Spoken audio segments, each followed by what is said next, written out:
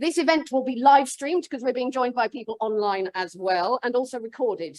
I am assuming that if you're here, you're okay with that. If you're not, let us know and we can try and not use the bit where you're shown. And the reason we're here is because we are all essential jigsaw pieces in making the world a better place in terms of the food and farming system. And we're here because we want one food bill for every nation. And we want one food partnership and action plan in every local area.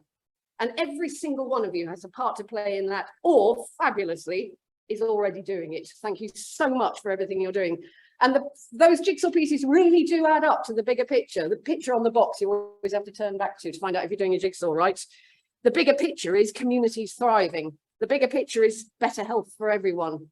Food growing spaces in every area so people can meet, grow vegetables together. Urban areas that are cooler, heaven help us, because there are trees and plants and people cultivating them.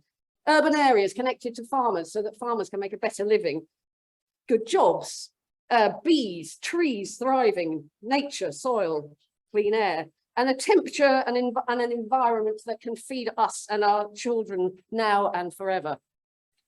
So I said I wouldn't say much about myself. I'm going to say one line, which is, as Kath Dalmeny, Chief Executive of Sustain, I was involved in the inception of Sustainable Food Places 10 years ago. 10 years ago! How amazing! It's really been thriving. But also I was thinking also in the gestation of it, because we started thinking about this 15 years ago. Good ideas take a long time to seed themselves in the soil and put down root. But blimey, this is a good idea. Food places are thriving everywhere. So I'm just going to ask you to introduce yourselves a bit now. I'm going to ask you to put your hands up if you are involved in a food partnership at a local area. Put your hand up. Wow, lovely people all. Thank you very much. Put your hand up if you're an MP or involved in Parliament, Westminster life in some way. Wow, thank you for all that you do. I'm sure you don't get to be thanked many times in this kind of febrile atmosphere at the moment, but we love what you do and thank you so much for representing us. Put your hands up if you're involved in working with a local authority, in or with a local authority. Of course, there's lots of crossover. Thank you so much. Hands up if you've got a favourite food scheme that you think will help to change the world. Oh, nice ones. Well, we're going to talk to you about that one later. Yeah, I'm going to come to you. Hands up if you think what we experienced yesterday in terms of the heat was a sign we need to fix our food system that contributes so much to climate change. Thank you. A lot of us felt quite isolated yesterday, worrying about that. We are not alone. We fix this together. Hands up if you think there is more we can do at local and national level to ensure that everyone can eat well and that no one should go hungry. Thank you. We are not alone. Hash cost of living crisis, hash food poverty, hash let's fix this. And SFP, Sustainable Food Places, really does look at fixing things. Let's think about what's happened in those last 10 years. The significant achievements that have now been reached include half of all local authority areas in Scotland and close to half in Wales and Northern Ireland have now got a food partnership and are members of Sustainable Food Places. Wow, we never thought that would be possible when we started with 6 places back 10 years ago. There's also more diverse and rural geographies coming into the network. That's wonderful. It used to be the Sustainable Food Cities network. It's now Sustainable Food Places, geographies, regions. Some English counties have recently been recognised with Sustainable Food Places awards for their work. For example, Leicestershire, Oxfordshire, Lincolnshire. That's a terrible mistake to make. I do apologise. The importance of a joined up approach embodied by food partnerships to the food emergency response during COVID was recognised by academics and in policy. For example, the National Food Strategy. We actually got mentioned in the National Food Strategy. Not much else did. Food partnerships are not just for emergencies, of course, they're about all of us, they're about the future. And many are also involved in significant projects to create new infrastructure and bring investment into local food, attracting the money, the people, the institutions who can help us make this all thrive through the Levelling Up funds, for example, in Derry and Strabane, but in many other areas as well. And that's something we really want to work with you all on over the next period. So fabulous. We're all part of this big jigsaw puzzle and each piece really does make a difference in driving that change. Can I now introduce, I don't want to call you a jigsaw piece, Caroline, you're much more than that, but I honestly can't believe the privilege of standing on the same stage as you. You are so wonderful. Caroline Lucas is hosting us today. She's from the Green Party. She's MP for Brighton Pavilion and a very long time supporter of good food work and local food networks. So as well as supporting the work of the Brighton and Hove Food Partnership, and Vic Borrell's here today to talk about that work, Caroline also keeps herself busy here in the House of Commons as a member of the Environmental Audit Committee and member of no less than 29 APPGs, it says here. What are you doing, Caroline? Including, very importantly, the Climate Change and Agroecological Farming APPG that's been established more recently. She's a champion of improving access to healthy and sustainable food for all. And please welcome Caroline Lucas. I feel like curtsying, can I?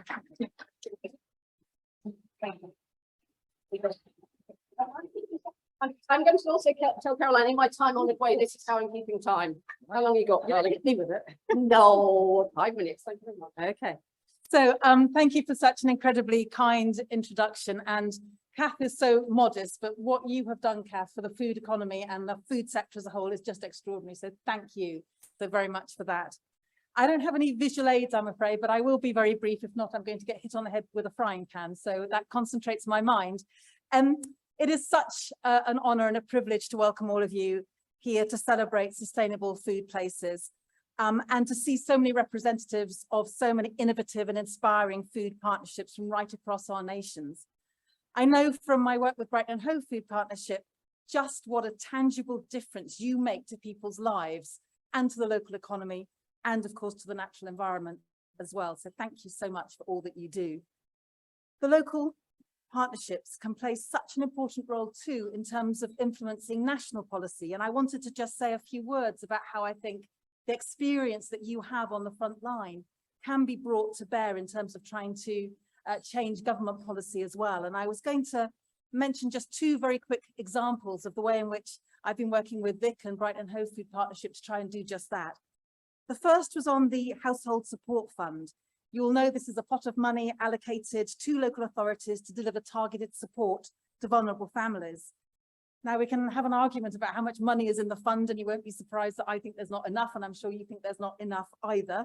But nonetheless, that is the pot of money that we have to work with. But one of the problems with it is the rules that go along with it, that it's a third of the fund must be used for pensioners, a third must be used for children, and a third to other households. And that kind of restrictiveness coming from national government means that the expertise of the local food partnerships, the local authorities, people who are actually on the front line of their local communities aren't being harnessed. It might not be appropriate given your particular demographic to go a third, a third, a third.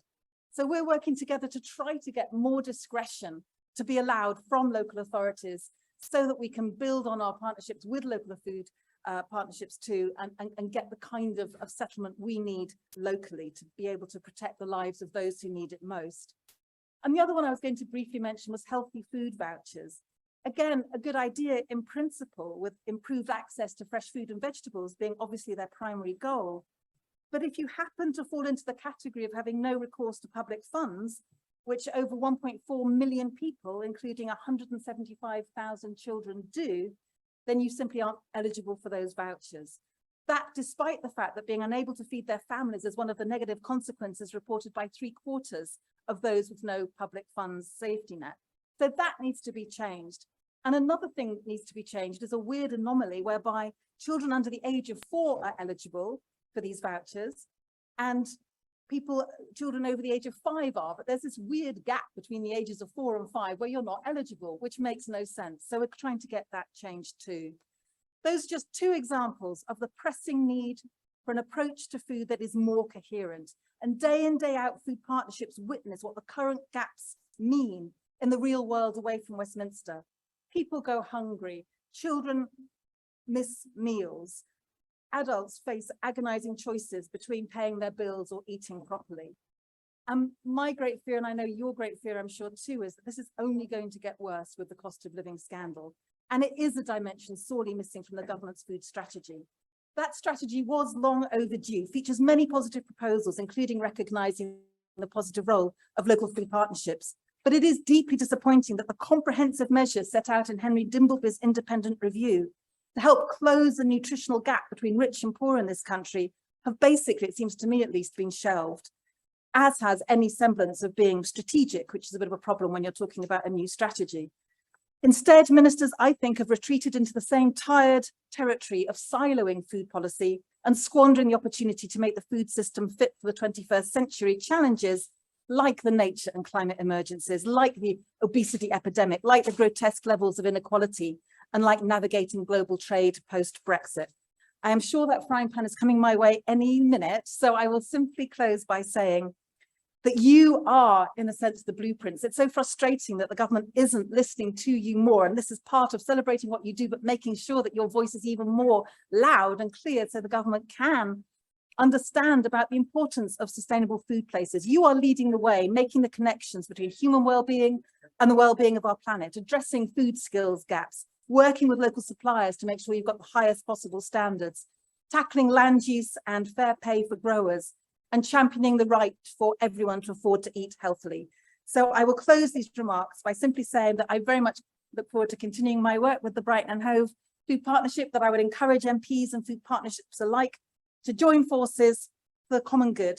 And I hope that together we can explore ideas like a food bill to help grow sustainable food places everywhere. I want to end as well just by saying I'm so sorry I can't stay for more than about 10 or 15 minutes, but I will watch the, can we watch it afterwards? Can you Yes. watch it afterwards? Thank you very much.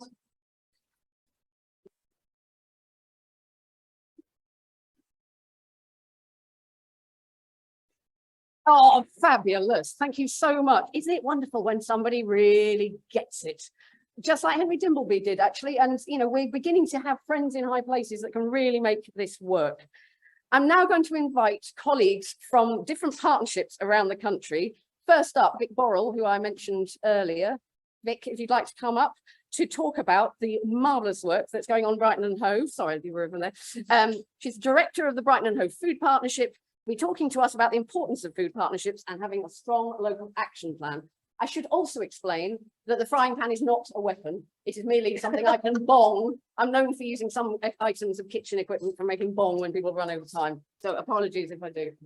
Thank you, Kath, and I'll try very hard not to run over. Yeah, I'm Vic. I'm here today from Brighton and Hove. And I bet lots of you know Brighton and Hove. We get millions of tourists each year. Most of them, I think, in the last week or so, if I'm honest. And so it's a place that people have visited. But it's not necessarily a place people know, because whilst we have got the sea and the really vibrant lanes, we've also got some of the most deprived wards in the city. We're politically very changeable. In the time I've been at Brighton and Hove, working there, we've had a Conservative-led administration, a Labour-led administration, a Green-led administration, and variations of them in between. We're also a place that's quite innovative and quite creative. And we've got quite a lot of community activism. The reason I'm introducing Brighton to you is because, like all of you in different places, your food partnership will reflect where you are and what you're about. So anyway, a little bit of a history, because we were the first food partnership, right? Where on earth did we come from? Well, early in 2000, in what I imagine was a really dusty wood-panelled room in the old Hove Town Hall, those of you that have been down there can imagine it, there was a decision to write a food strategy. And that was because an environment strategy was being written, a public health strategy was being written, an economic strategy was being written, and they all kept mentioning food. And actually, there was a recognition that maybe it was better together in one place. We had a little bit of luck happen at this point, because there's an organisation called Food Matters, who are one of the founders of the Sustainable Food Places Network, who are also in this room, are based in Brighton and Hove. And so that meant there was some key resources in the city. And they set about to map the food system as it was then, and to write our first strategy, Spade to Spoon. And I've got a little copy of it here. It's very sweet. It's a little purple booklet. And it's actually, as you read through it, it's quite good, actually. What also happened at that point, though, is councillors, the officers, businesses, farmers, community groups, PCT, remember them? All decided that actually what was needed was an independent food partnership to champion this work of food policy. And this really crucial early decision was to say, this isn't one person's bag. This belongs to lots and lots of different groups. So The first food strategy, when you read it, has lots of references to how you're going to support, encourage and develop a food partnership. And I have to say, I'm really grateful that they did, because it's actually given me the best job I could ever imagine. So I'm here today as the old woman of food partnerships, because I have been working on this since 2008. The food partnership itself started back in about 2004. But like the best innovations, as it's been replicated, it's been adapted, it's been improved. It just keeps getting better and better as a model. It can be all sorts of sizes. It can be all sorts of shapes, as Kath has mentioned. It also works with all sorts of political preferences. And quite simply, it has a strategy, an action plan, and a cross-sector partnership. But after that, different places do it in really, really different ways. I think the thing we found is that food is an amazing lens to view issues through, an amazing way of addressing issues and of engaging people. I'll give you a really quick example. Picture an older man sat there eating his meal on his own. He's bereaved, he's very, very isolated. Isolation is as bad for you as smoking, right? He comes to a shared meal setting. Not only does he get company, he gets some good nutritious food. And at the same time, you can start talking to him about what else he'd like to see happen in his neighbourhood. It's not complicated, but it's really effective. We've been known and we've been rightly championed food partnerships for what we've done recently in crisis. Cost of living crisis, COVID crisis. And I know there will be more shocks, but what we have to remember is that at our heart, we are mechanisms for positive change. We are not a safety net. We are about using the power of food to create and achieve better health, environment and social outcomes. Childhood obesity rates, urban renewal, agroecological farming, long-term strategic plans led by food partnerships have done really, really good impact in all of these areas. So it brings me to the National Food Strategy. I love a food strategy, right? So I can't not talk about it. I was at the launch event for a very, very comprehensive piece of work that was led by Henry Dimbleby on the consultation on the food strategy. And whoever ends up in government next, you have to look back at that consultation. It is a really good piece of work. But there was a man there from the Treasury, and he said to me, he said, so if local food partnerships are so good, why do you need national intervention? What's the point? And actually, for a moment, I was speechless, which for those of you who know me will be a little bit surprised to hear, right? Because I was like, oh, but ultimately, my answer to him was, there is so much we can achieve at national level, but so much of food is determined by national policy and national decisions. We have replicated, we are doing really well, but we need more of us and we need to be deeper and we need to be better resourced and better funded. But ultimately, we're really cost effective. I mean, I was talking to the man from the Treasury, you know. So the other thing I find very disappointing about the fact that whilst the different recommendations may get adopted by different partners as part of the National Food Strategy process, it's sort of missed something. It's missed that bringing it together. So the Department of Health might do some, the Department of Education might do some, the Department of Environment might do some things, but that's a bit like having flour, egg, sugar, butter, when you could have cake. You really need to work together. Thank you, everybody in this room. You're absolutely amazing.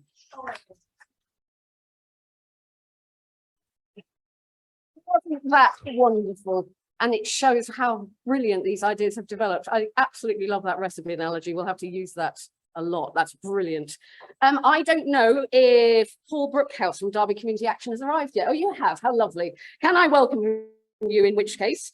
Second, Paul Brookhouse, Derby Community Action, who will be joined by local MP Amanda Soloway. Yes, is that right? The Conservative MP for Derby North. Please do take the stage. I believe you have 10 minutes. Thank you very much. I'll talk to you about one thing. That's fine. That's great. Thanks, everybody. I'm sure you've all had a bit of a chaotic journey like we all have getting here. I made the wise decision to drive yesterday from Derby. But yeah, we're Derby. People don't always even know where Derby is sometimes in the country. I ended up in Derby by accident 30 years ago and been involved ever since. You know, Derby's quite new in terms of one of the partnerships. It's been just over a year. I think it's just over a year. Dates are all just a bit of a blur now. But one of the key things for us is about the beauty of partnership. I think, especially when politics are involved, we assume that everybody has the same blanket view because they represent Labour or they represent Conservatives or whatever. You know, we are a Conservative council, you know, Amanda is our MP, you know, and I'm very much a believer that I'll work with people who actually care. You know, it doesn't matter who you represent or where you're from. Do you care about people and do you care about decisions you make? Do me and Amanda agree on everything? Of course not. You know, nobody agrees on everything together. We could have lots of discussions about lots of things, but I know Amanda cares about people.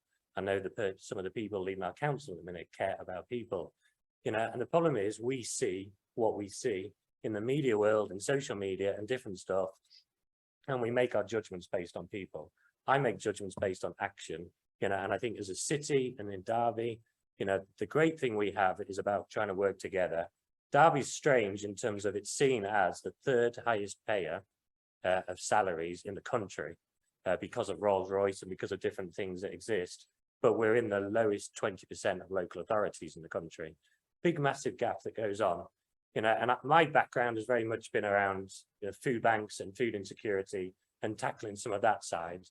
And I think the problem we have is that food should be seen as an asset to help address long-term issues, not seen as just the answer in a silo. You know, people think surplus food waste is the answer to food insecurity. In a million years, it is not the answer. Two complete different issues, excuse me, but it's part of the solution. And so we as a city have a food charter that's been endorsed. You know, it's been endorsed by the, you know, Conservative, you know, council at the time. It's been endorsed by the council. The challenge we have is making a piece of paper a reality.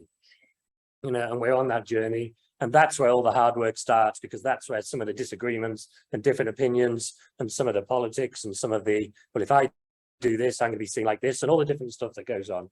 And so that's kind of the challenge we're at. You know, but I make it clear, I've ran a food bank and I've been involved in food banks since 2010. Every food bank needs to close in this country.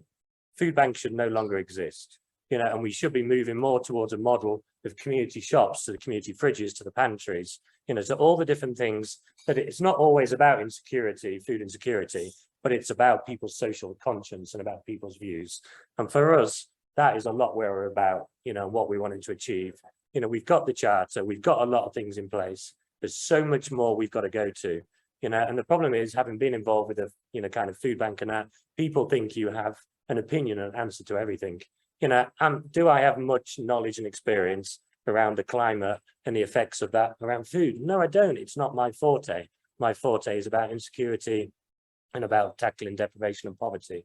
But it's about bringing the collective together and bringing people together to really want to actually say, okay, what can we do? What are the common grounds that we find? Okay, we might not agree in this, we might not agree in this, but rather than talking about what we don't agree on, let's talk about what we do agree on and try to make a difference. You know, and so that's the reality of where we're at. The cost of living crisis that's coming in. I'm a big Game of Thrones fan, and I talk about the scene in Games of Thrones where it talks about the winter is coming. You know, without a shadow of a doubt, we are entering the worst financial crisis to hit this country since the war. We can't get past that fact, and we can argue about the politics about it till we're blue in the face, but we have people in our cities, in our areas, who need support, and food has to play that massive role. And we've got to look at all the sustainable options as possible. Every autumn, I look at apple trees and think how much apples are wasted up and down this country. I'm a Yorkshire boy. I love apple pie and apple crumble. You know, I could eat it till, you know, forever. But apple trees for me symbolize just the laziness that we have in seeing things. And where it's an apple tree, we know they fall on the floor. We know they're whatever. You know, why have we got such apathy and such laziness around actually utilizing all the options around food and all the potential things we can do to make a difference? Because I think during the cost of living crisis, if all the sustainable options around food aren't explored, you know, we're already in trouble with it. We're going to be in a lot more trouble, you know, if we don't look at that. And so that's where ultimately, you know, we work together as a partnership. And as I said, you know, work together. I knew Amanda before she was an MP, and I've known her during the MP, you know, and it's, you know, for me, it's about how we work together. Amanda actively works with us around the cost of living stuff, around supporting people, you know, around the Healthy Start vouchers, around the free school meals. You know, my biggest frustration during the whole of the COVID stuff was everything was based around people on free school meals. Yeah, there's so many people who don't get access to free school meals, who suffer in the same way. And yet we all ignore it because preschool meals get seen as the magical marker of whether somebody's, in deprivation or not. And we put so many labels on stuff, and we've got to stop the labels and get to the root and to get on with it and to stop arguing. It's good to have opinions, it's good to challenge, it's good to disagree, and there's a time and place for that. But actually, true partnerships are about working together and saying, right now, we've got this, what are we doing together? And challenging each other privately at times rather than publicly, because trust is important. How do I know that I can work with Amanda? Because I know she trusts me, and I trust her. I'll just say a couple of words to endorse that and hand back to you, Paul, if I may. And I think what Paul is saying is a really important part of how we work in Derby as a community. Paul is absolutely incredible, and we have worked together on many projects, but it's about really thinking about how the situation plays out. And one of the things that I do on a very regular basis, well, I've had one meeting and another one coming up, is think about the cost of living, having roundtables as well. But not only do we do that so we can talk about what the issues are that are facing us, but also working really closely with Derby Food for Thought Alliance, does lots of really good things. And one of the things that I've done historically, and we're linking together, is, and I think it plays to your point around community meal and loneliness, is have a regular community meals in Derby as well, which are free. And it's really important to engage with local businesses. And I'm there it's last Friday of every month, and we go around and we serve the food to everybody. And that feeling, it's around. And the reason for starting that, and I started it probably about 5 years ago now, was I have stood outside of some places feeling like I can't go in because I've got no one to go with. And how wonderful to bring people together, not only around how we just have that community spirit, but with food as well. And that's something we do with the YMCA, but also, Paul, I know that we're working how we do that collectively. And another thing that we're doing, and we're having a meeting coming up in a couple of weeks' time, Paul, I know you and I are meeting, just really conscious of the fact that the cost of living crisis is here. We are acknowledging that. It's definitely, with October coming or the fall coming, I just think we're going to have even more challenges. And one of the things that we're looking to think about is, how do we support families practically? And one of the things we're looking around is there something we can do about school uniforms and just cleaning school uniforms? Because let's face it, it's costly to buy wash powder, it's costly to use a washing machine, it's costly to dry, and drying won't be as simple as it on a day like this. And that's just an example of how we work together as a community across all of the things that we do, just to really try and make life better for people in Derby. I just want to acknowledge, I don't think Paul's being actually as honest about him. He is absolutely incredible. Paul drives everything in the city, always, wherever we go, wherever we do something. Paul, you are absolutely incredible. You used to work for the Hope Centre, that's where we first worked together, thinking about all the things that we're doing across the city. But it's absolutely, and I think the reason why I wanted to come today, and Paul very kindly invited me, it is around working together as a city. You can work together across all of the boundaries to actually significantly make lives better for the people in a city. Paul, I'm going to go back to you, because I think I probably said enough, but maybe you just want to say a few more words. Yeah, that's fine. Yeah, so I just think it's, food is so important. It's an integral part of the world that we live in, and we have to look at how do we use it to our advantage to change lives, change communities, change our city, but change the world. We've had the heat for 2 days. East Africa haven't had rain for 4 years. And we need to face the reality of what is happening in our world and our climate, and use food to the best we can. Thank you.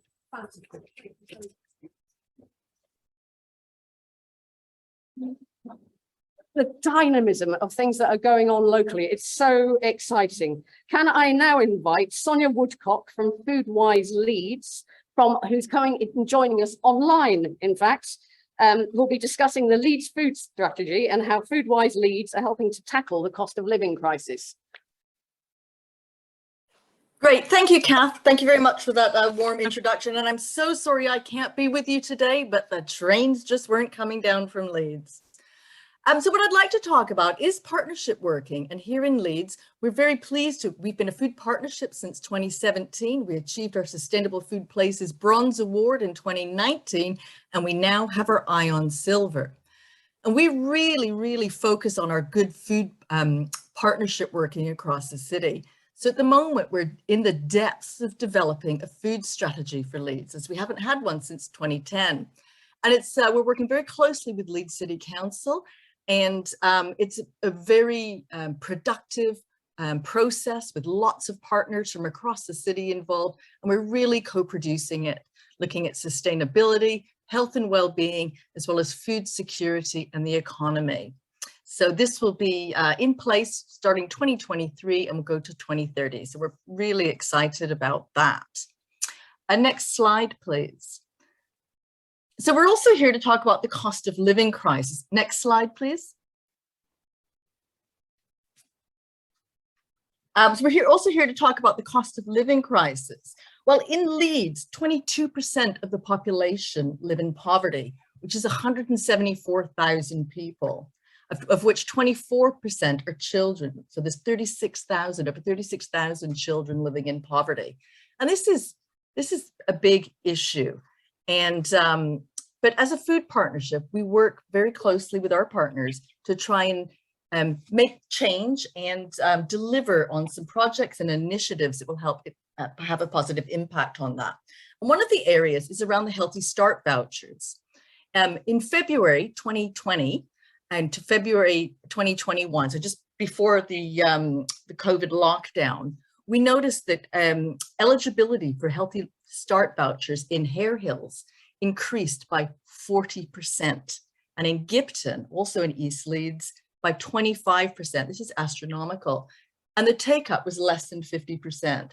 So we've been running a local campaign there, working with partners, with public health, with children's centers, with local local counselors, doctor surgeries, etc., to really focus on raising the profile of Healthy Start and getting families aware, hosting events, getting them signed up, and just really trying to make that difference and getting everybody aware that this is an important benefit that people are entitled to.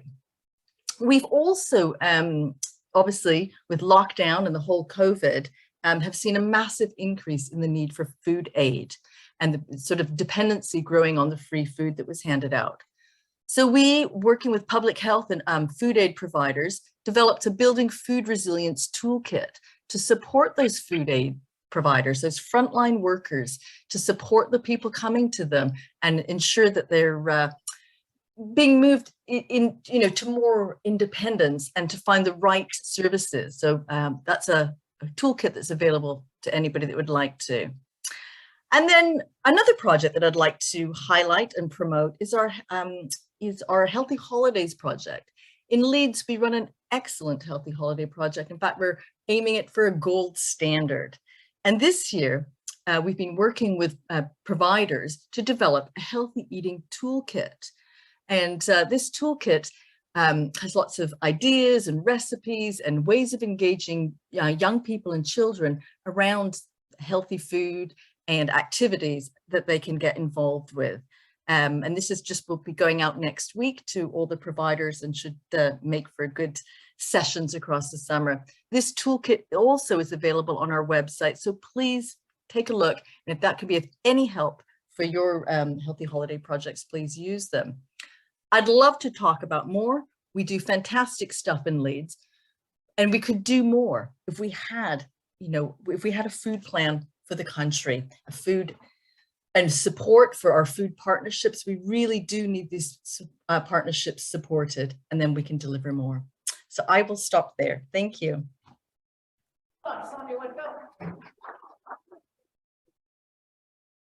People are applauding you around the room. I don't know what you can see, but I hope you can hear that. We need a food plan for the country. Yes, absolutely. Can I now invite Katie Palmer to the stage from Food Sense Wales? We also have a little video, and it looks very professional, I have to say. We'll do the video first, I believe, and then the presentation. And Katie will be reflecting on the policy landscape in Wales, where they've done such good progress, including funding for local food partnerships, a consultation on a food bill for Wales, and rollout of universal free school meals. So let's do the video first, and then Katie, if you'd like to join us.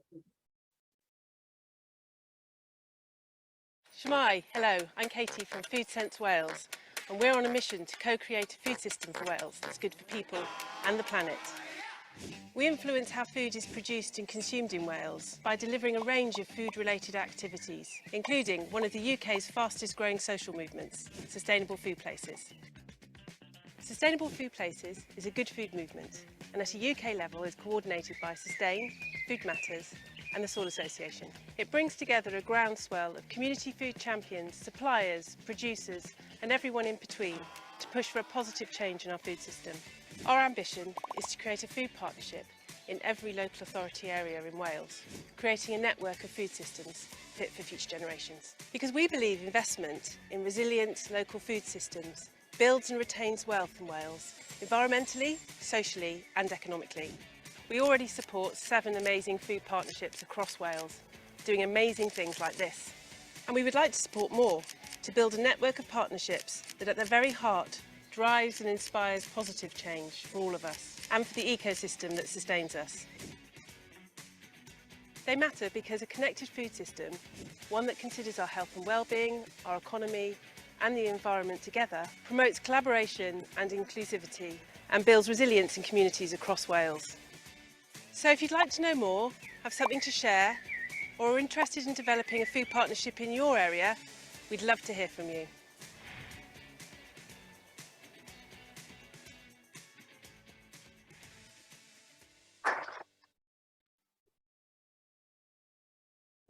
Yeah, it's lovely having to come on after that. I guess I'll just go on to explain the reason that we did that video actually is because sometimes trying to explain the Sustainable Food Places approach is actually quite difficult, especially when you've only got a very short amount of time with people.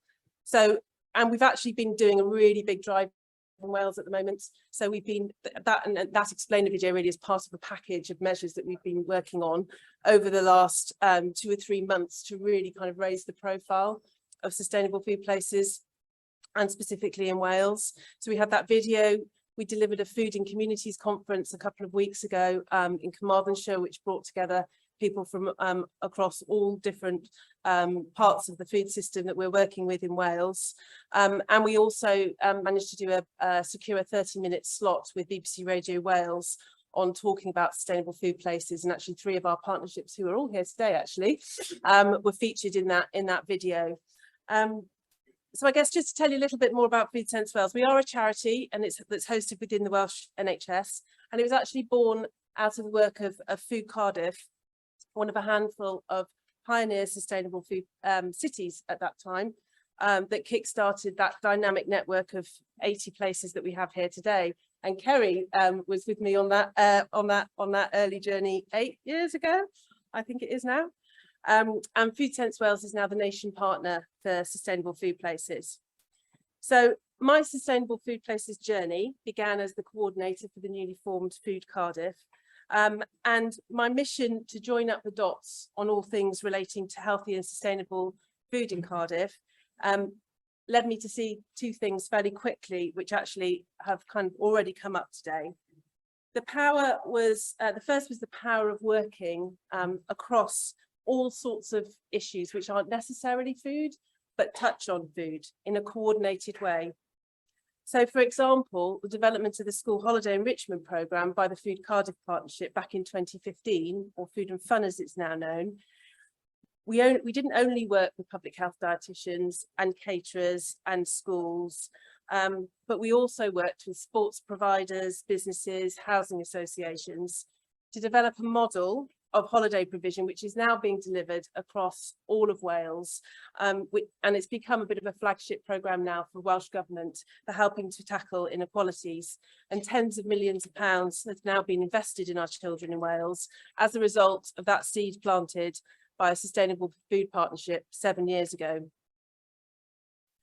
The second thing that quickly became apparent in my coordinator role was that to navigate the local food system was the need to tap into national policy making. And Vic, you referenced this earlier, as did Caroline. We need to tap into national food policy making in order to unlock the potential at a local place-based level. Because we had and still don't have an overarching food strategy in place. And no one organisation was operating in that space at the time. So an early example of this was utilising the momentum that we had within Cardiff and Vale Health Board. And we wanted to source or make sure that Cardiff and Vale Health Board was sourcing only sustainable fish as part of the Sustainable Fish Cities campaign. And if Ruth is in the room, I know she's around, she'll remember this very well. But we needed to unlock that support from the whole of the Welsh NHS because of the way procurement systems are set up to implement that commitment locally. But it was a journey that led to a change in procurement practice across the whole of the NHS in Wales. So Food Sense Wales was born in order to join the dots at a national Wales level and to facilitate change at a local level. And part of that has been about supporting, a big part I have to say, is about supporting the development of sustainable food partnerships in Wales. As you've seen from the video, we've now got 7 members in Wales, which range from our capital city, and Pearl's here today for Food Cardiff, to our rural bread baskets, and Augusta's here from Carmarthenshire, and to our valleys communities. And we have Blaenau Gwent here today as well. Chris is here. I don't know if he's just re-entered. There we are. And by the end of this year, we anticipate there will be close to half of our local authorities in Wales having a sustainable food partnership. We were absolutely delighted at the news last week that our Social Justice Minister, Jane Hutt, announced £3 million for the development of cross-sector food partnerships. Crucially, this announcement recognised the central role food partnerships have in helping to build resilience in local food networks through the coordination of on-the-ground food-related activity. It recognises that local cross-sector food partnerships can support communities to respond to the cost of living crisis, while also working to develop more local resilient local food economies, as Vic paid reference to earlier. This funding could be transformational, especially if it's followed up by further support mechanisms, such as the Welsh Government's programme for government and the cooperation agreement's commitment to develop a community food strategy. A strategy to encourage the production and supply of locally sourced food in Wales is what is promised. This strategy has the potential to create more resilient, diverse and connected food system, and it also has the capacity to support sustainable food production, as well as developing local agroecological supply chains to increase the amount of local food being served on the public plate, and to encourage food citizenship and participations in communities. But it requires urgent activation if government's ambition to increase the amount of locally produced food we supply to our schools as part of the same cooperation agreement's commitment to invest in free school meals for every primary aged child in Wales is to become a reality. So in Wales, we're celebrating the support offered by Welsh Government to develop local cross-sector food partnerships. We're celebrating the fact that every child in primary school will be able to share a meal together every day without fearing stigma or judgment. And we're excited by the opportunities that the draft Food Wales Bill, put forward by Peter Fox MS, could bring in establishing a vision and framework that would enable a coherent, consistent and strategic cross-governmental approach to policy and practice across all aspects of the food system. The draft bill is currently out for consultation and we'll be supporting partnerships to respond to that consultation, and we ask that everybody here today take a look at it as well.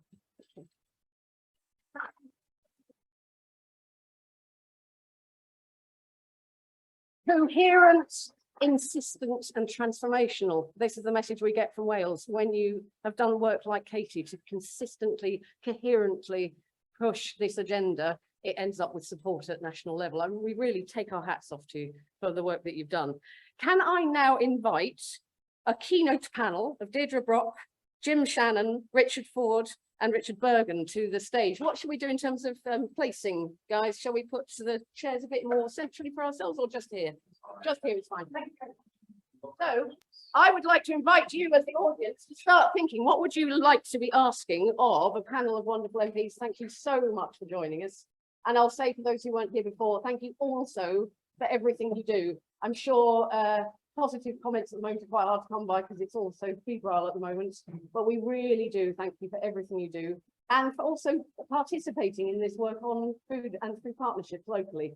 We know in this room that food partnerships and work at a local level on good food systems really does help. whether that's for the environment, for people dealing with the cost of living crisis, for kids in schools. And there is a wonderful plethora of people who really want to support that at the local level. So we really thank you for joining us.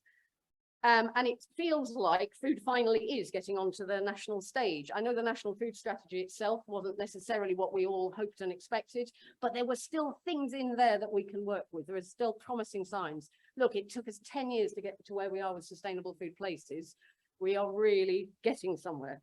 So welcoming you for people, lovely people to the stage, Deirdre Brock from the SNP, who's MP for Edinburgh North and Leith and Shadow SNP spokesperson for the Environment, Food and Rural Affairs. If you want to wave your papers to say who you are, but it's fairly obvious from your name. Also, we have Jim Shannon, DUP, MP for Strangford in Northern Ireland, and Shadow DUP spokesperson for Health and Human Rights, if you want to wave your papers to indicate who you are. Richard Ford, who's newly elected Liberal Democrat MP, congratulations, for Tiverton and Honiton, based in Devon. Welcome. Richard Bergen, Labour MP for Leeds East and strong advocate for the enshrining of the right to food in law. So thank you very much indeed. I'm going to kick off, but please, the questions should also be coming from the floor. We apologise to people online that we won't be able to take your questions, but I will be coming to the floor in a moment. But just to kick off to you guys, in Scotland now, we have a Good Food Nation bill that enshrines some principles into law about how we should run our food system in a time of climate emergency, nature emergency, cost of living crisis, health problems, all those sorts of things. There's now some coherent and insistent possibilities at national level in Scotland, and Wales is looking at that as a possibility as well. So what do you think about the possibility of there being a food bill for the whole nation together, and for England, which has a big population that also needs that kind of support? What are your thoughts about the need for legislation to pull all this together so that we've got all the ingredients of the cake working together to make a full pudding? Who would like to go first, or shall I just pick on somebody? Deirdre, would you like to? Thank you. Yes, so we are already doing a lot of this, and hello to everyone, and thank you very much for coming along today. And thank you for asking me to come along and talk about what's actually happening in Scotland, because of course we did, as you say, Kath, pass that Good Food Nation bill last month, and that was unanimously passed. And if you think Westminster politics is febrile, well, you should see the Scottish Parliament sometimes. So the fact that that was passed unanimously, I think, really reflects the importance that politicians up in Scotland place on this. So that legislation requires the Scottish Government and a range of public bodies, such as local authorities and health boards, to produce Good Food Nation plans. And those will support social and economic well-being, the environment, health and animal welfare, and also to support good quality, locally sourced and produced food being made available freely and accessibly to everyone and on a practical everyday level. And we are also establishing an independent food commission, which will be charged with scrutinising those plans, offering advice to ministers and producing progress reports as well. But it's more of an overarching framework for the food system in Scotland. So it also, you know, we've been working on things to do with food policy for a long time. So we intend introducing a bill, for example, that will restrict promotions of food and drink that are high in fats, salt or sugar. And we've also launched a consultation on out-of-home calorie labelling as well. So, I mean, there's lots going on in Scotland, but I think that Good Food Nation bill is really important because it shows the government's committed, it shows the Parliament's committed to the concept. And that, I think, the food partnerships is wonderful, but as I think your last speaker mentioned, you know, the government getting behind that in Wales is really important. And I think it shows to everyone how seriously we take it.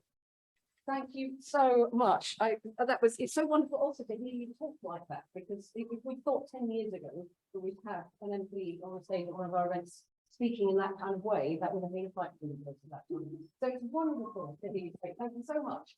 Would you like to have a response to the notion of having some legislation to bring all of this together? Certainly. Thank you very much, Kath.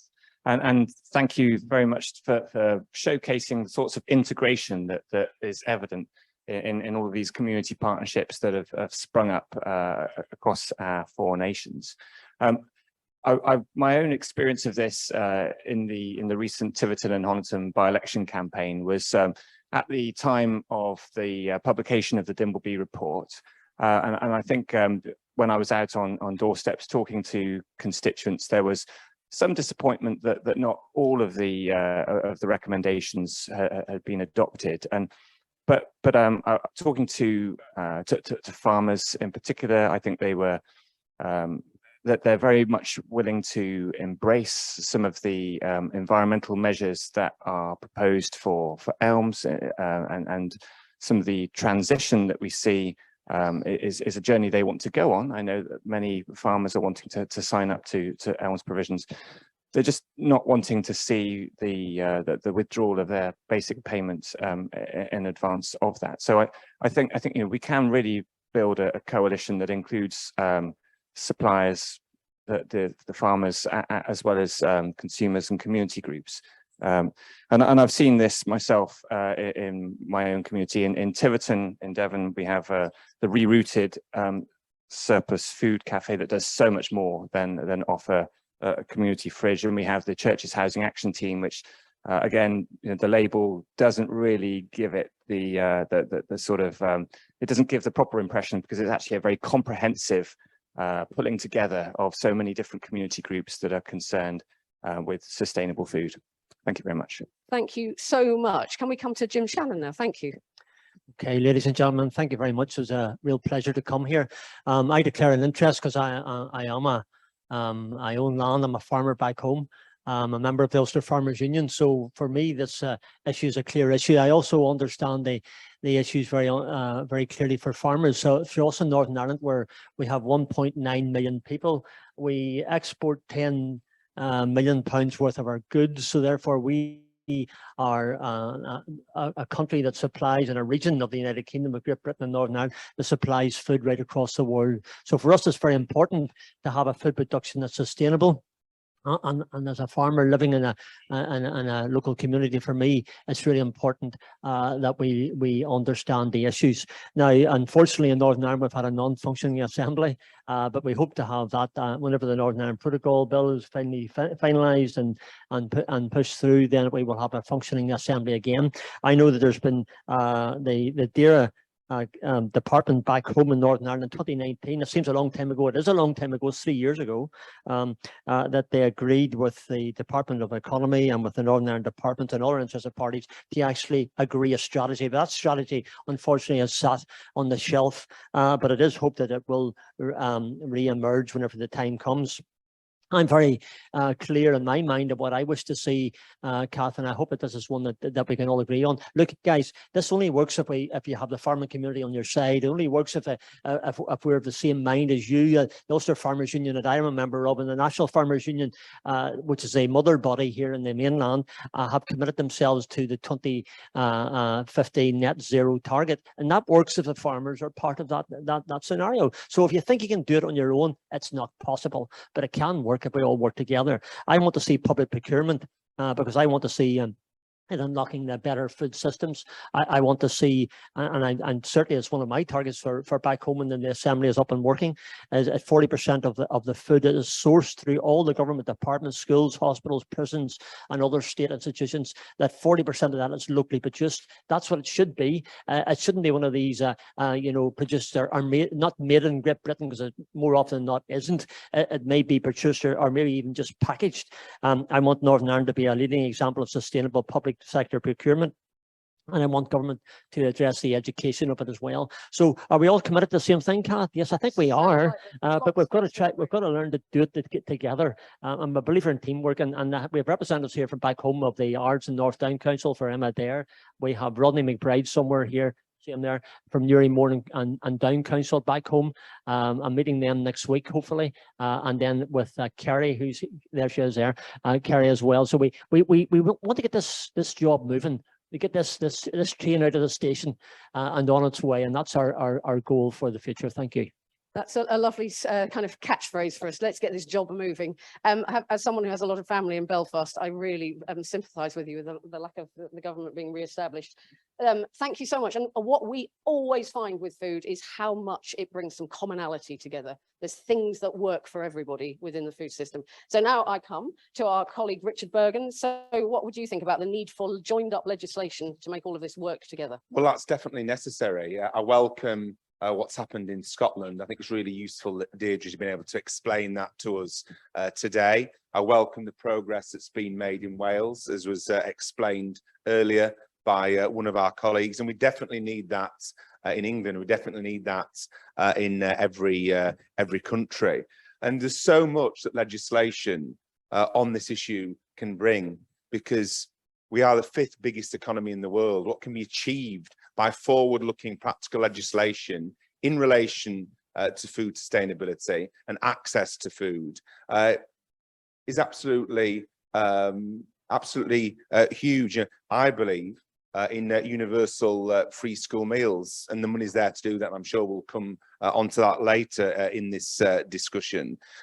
Food security, so important, and we're seeing that more and more now. I think it's very interesting also that George Monbiot, in an article in The Guardian the other day, talked about the fact that sorting out our sustainable supply of food is not only important in of itself, but it's the biggest thing we can do to tackle the threat of climate catastrophe. And I think we also need to look in legislation, perhaps separately from this, to the levels at which the national minimum wage is. I would like to see it linked so it's always a living wage. And the argument for that, and I believe at the moment in £15 an hour minimum wage at this stage, but the argument for that is becoming more and more pressing as the cost of food goes up and as people across our communities face the cost of living crisis. So there's a compelling argument. We do need legislation on this. There's no reason why we can't have legislation on this. I think it's great that we've got people from different political parties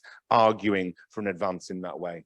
Thank you so much. What a brilliant range of views. Are you thinking about the questions that you would like to ask as well? Anybody yet got something formulated? I could give you, Leon, would you like to give this gentleman a microphone? As you might imagine, things about cost of living are coming up, around central government investment. What would you like to ask? Can you have your microphone close to your face? So I'd like to ask the members of the panel, I believe 2 weeks ago, the Ministry of Agriculture was DEFRA was asked if it was now time for a Ministry of Agriculture to be brought back in, and they did not give an answer. Seeing how we now need farmers on our side and how farmers are struggling to get through what, even just as a cost of living, we need this Ministry of Agriculture. What do the members of the panel think on this matter? Can you say who you are and where you're from? I'm Hugh Roberts. I'm from Shrewsbury and Atcham. That's lovely. Thank you very much. So we've got a farmer's question. I saw a few other hands as well. I'll take one more. If I say a gentleman here, I'll be pretending I don't know you. Ben. Hello, Ben Reynolds from the charity Sustained. With rumours of an election maybe impending, just wondering what you would champion on your party's manifesto, what commitments you'd champion around better food and farming. Okay, so we've got the election type question and we've got a farming type question. This is about, I think, as I understand, how do we put farmers and their land use and their agroecological approach central to food policy? So I mean, as we know, farmers manage 70% of land in this country. So what can we be doing to support them? And it might be through a Ministry of Agriculture, but you might have other ideas as well. And then over here in the general election, that question as well. Who would like to go first? That's very generous of Jim to suggest that I, a non-farmer, go first. I think it'd be useful to listen to Jim on this one, but I can see the compelling argument for a Ministry for Agriculture. I must admit, it's not something I'd turned my mind to, so I'm glad that you've raised it. In relation to the question from the colleague from Sustain about what policies would I like to see in my party's manifesto if there were a general election soon. As it relates to the cost of living crisis and access to food, I'd like to see the right to food enshrined in law as part of a manifesto commitment from my party. My colleague Ian Byrne, one of the Liverpool MPs, has been leading the way on that and getting support from councils across the country to support that policy. I'd like to see a policy of a £15 an hour minimum wage if a general election were held tomorrow. But I'd also like, as I said earlier, to see the minimum wage linked in law to the living wage as the price of essentials such as fuel, energy, and of course food goes up. I would like to see in a cost of living crisis what I think is necessary, which is real price caps on basic essentials such as food. I'd like to see universal free school meals. I think that's very important. It avoids the stigma of a minority of pupils being on the free school meal list. And we all know how transformative giving people proper nutritious food from a young age can be. I'd like to see support for community kitchens delivered in partnership, because that's far more empowering than food banks, although obviously food banks sadly are necessary in our society. And it does shock me, and should shock us all, when we consider that there are more food banks in this country than there are branches of McDonald's, and that's one of the richest, biggest economies in the world. So there's some of the policies that I would like to see. That's very helpful. Thank you. I think Richard's beginning to answer the question to your Treasury chum, Vic. You know, what can be done at national level? Thank you very much, Jim. Okay, thank you very much. I mentioned earlier on, I got that agriculture in Northern Ireland was worth £10 million. Sorry, it's worth between £300 and £400 million. What the agriculture in Northern Ireland does, it feeds 10 million people across the whole of the United Kingdom and indeed further afield. For me in my area, agricultural jobs are probably factories, that is Lakeland Dairies, Mash Direct, Willowbrook Foods, Rich Sauces as 4 examples, create some 3,000 plus jobs. So for me it's very important, but there are things that we have no control over, Kath, and one of those things, I was at a debate this morning in Westminster Hall. It was entitled Effects of War in Ukraine on UK Farming and Food Production, and quite clearly there are many things across the world that we have no control over. We don't have any control of the rising price of oil, although I understand that they're hoping it might decrease next week. I hope it does. But there are issues outside of our control. Obviously, Ukraine and Russia, for instance, 2 examples, feed the world, are basically feed the world. And can we in the United Kingdom, for instance, can we absorb that capacity? Can we fill some of that gap? That will take a strategic intervention, I suspect, from the Minister, George Eustace, or Victoria Prentice, or whoever it may be, to make that happen. But for us in Northern Ireland, we have a high quality product which we believe we can help other people to take advantage of across the world. The other thing I would like to say as well, I don't think I ever recall in my life as an elected representative, where the food banks have been so busy. I was with them just a fortnight ago, where they were doing a collection down at Tesco's, and I was very aware of the people that they were helping. The fact that the shelves were nearly empty in the food bank gave an indication how important it was. So people are under pressure. Government are trying to help. I always try to be constructive in my politics, by the way. I don't attack anybody, whether it be Conservative, Labour, or Lib Dem, or the Scots Nats. I think we all have a job to do together, and we should try and do that. I think we can be positive and constructive in the way that we move forward. I believe that the government here, DEFRA, wants to see those changes coming where we can move it in the right direction. I do get frustrated at the time that it takes sometimes for it to move, but ever mindful that agriculture is a deferred and devolved matter. Therefore, in Northern Ireland, we will make them decisions ourselves. We have some, I suppose, some influence in that department, where the Agriculture Minister in Northern Ireland is one of my party colleagues. So I know it's a matter that I talk with him often. So I'm eternally optimistic in this world. With me, the glass will always be half full and not half empty. So let's be constructive and let's be positive, and let's try and make the difference that we can all make together. Thank you so much. Is it okay to pass it to Deirdre because she has to leave a bit? Thanks so much. I'm COP26 spokesperson. We've got COP26 questions shortly, and I'm coming in on the first question. Thank you for your work so on climate change. I have to Obviously leave. deeply Thank you. relevant here. Thank you.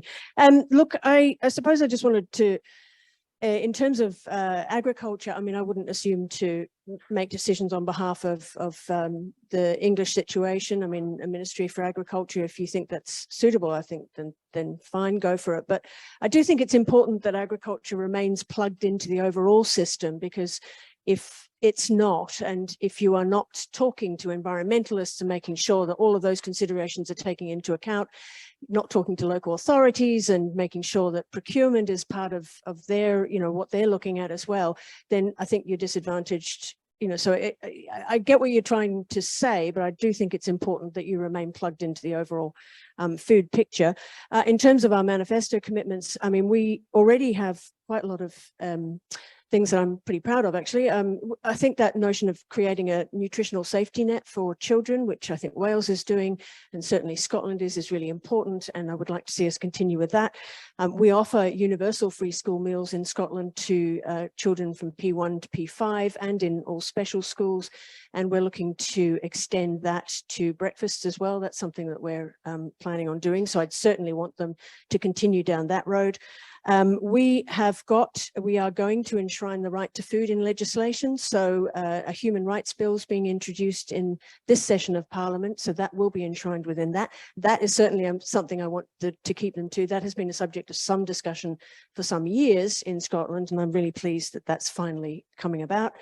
We've actually published a draft plan on ending food banks. Again, we'd be looking at this in a holistic way. So it's looking at the problems that people have with unfair work practices and social security shortfalls, looking at those, being able to offer in the first instance cash options for people in crisis, but also offering them money advice at the same time. And that, I think, is something that needs to strengthen and develop in Scotland. I think that's a really important part of addressing the food crisis and the food poverty problems that we experience. And, you know, we've got a food security unit that's just being set up on the back of the food security task force that was set up in March of this year. I think that's really important, again, looking at Scotland on the whole and making sure that we have sufficient food for our population. Currently, it looks as if things are adequate, but obviously much more needs to be done. And it's good to know that there'll be a unit specifically tasked with making sure that that is monitored and, you know, people are kept abreast of developments there. I mean, there's so much more really that we're doing, but I think the last thing to mention is just using the limited powers we have in social security. We have currently about 12 benefits devolved from the DWP to the Scottish Government. And with that, we introduced a Scottish child payment, and that is for eligible families, £20 per child per week. And we intend increasing that to £25 per child by the end of the year. And that Child Poverty Action Group described as a real game changer. And I think it will be, and that will make a difference to the children that we are all tasked with caring for. Amazing. Thank you so much. Vic, I think we should possibly send a transcript of this to your Treasury chum to say all the things that can happen at national level when there is a joined up approach to food and food security. Thank you so much. Would you like to come in there? Yeah, and thank you for your questions. I mean, yours too, in relation to a Ministry for Agriculture. I mean, I don't think we would want to go back to having the Ministry of Agriculture, Food and Fisheries, you know, no thanks to the sort of 1980s and 90s, where I think actually many benefits have been found by having a broader scope in DEFRA than the previous more limited portfolio that was looked after in MAF.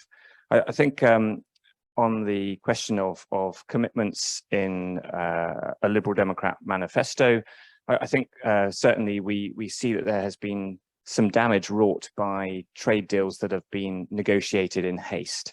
And here, I mean, just to use one example, the Australia trade deal that has had a lack of scrutiny in Parliament is costing farmers £94 million a year. But I think possibly potentially more damaging than that in the future is the sort of welfare standards and the standards of production that we might see undermined by the Australia trade deal, and potentially that could be a blueprint for other subsequent trade deals. So that's a real worry for my party, and I think in our manifesto we would certainly want to see better scrutiny of these international trade deals in the future.